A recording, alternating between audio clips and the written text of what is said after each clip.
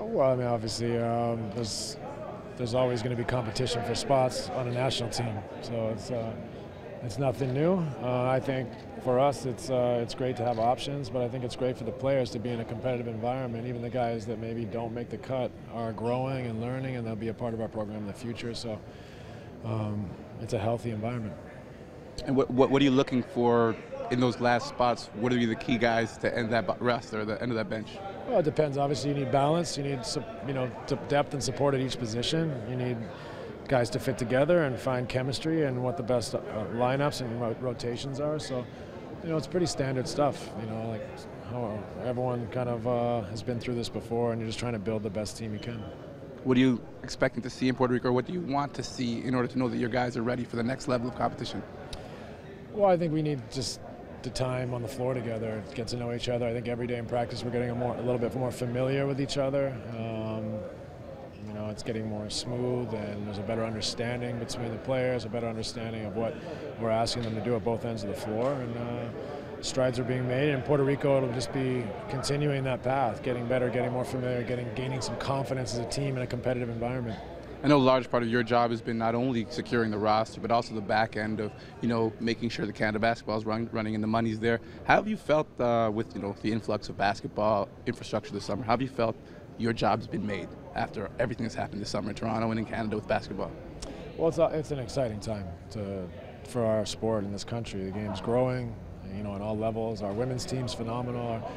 Obviously, we have more talent on our men's team than we've ever had right now, and a lot of very young players as well, which is exciting. And the Raptors have kind of caught the imagination of the country as well. So basketball is continuing to grow and is in a great place, and just trying to do our small little part here to move the game forward and help these guys deliver on their potential and really just grow a fan base for our national team, get people excited about our national team. We have the players now to do that, and this summer will be a great opportunity for them to really perform on a bigger stage. Have you seen that growth so far?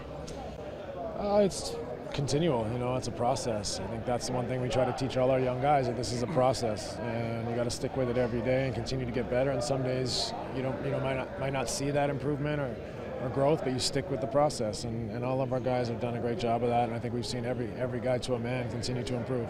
Steve, how much are some of the younger guys utilizing you and Rowan as mentors, coming up to you and picking your brains in terms of the international game and what it's like to play in the Olympic Games? Well, I think that's a part of the process. That's why we're involved, is to give back to these guys, to give them an opportunity to experience the game at the Olympic level, to represent their country, and hopefully have long, prosperous careers individually as well. So, Jay is a perfect coach to mentor these guys.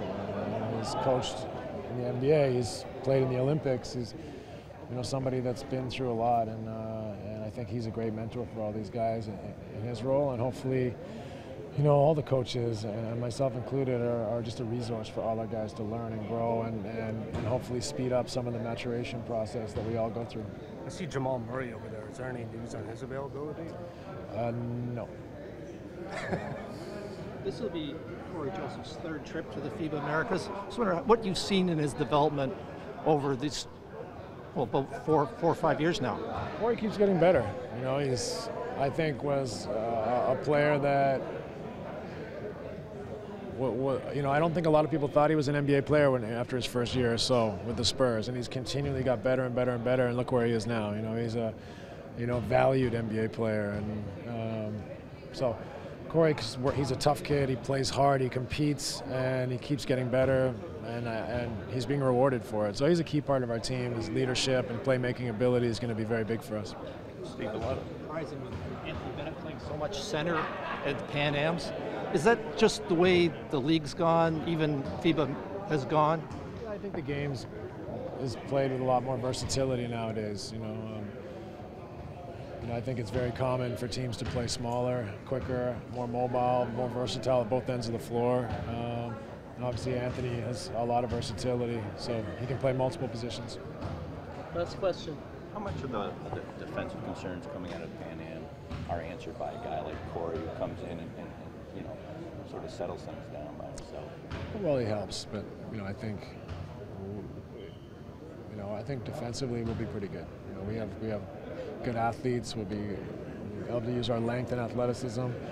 But there's obviously there's got to be a cohesion and understanding what we're trying to do. I think in the Pan Ams it was short. We had a short camp and we go on to play. And a lot of guys that didn't know our defensive schemes, which are unique.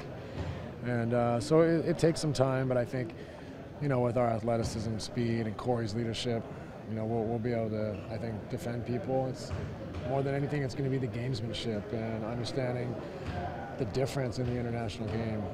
That's going to be the challenge. I think defensively, talent-wise, we'll be fine. It's just a matter of getting familiar and understanding how these teams play.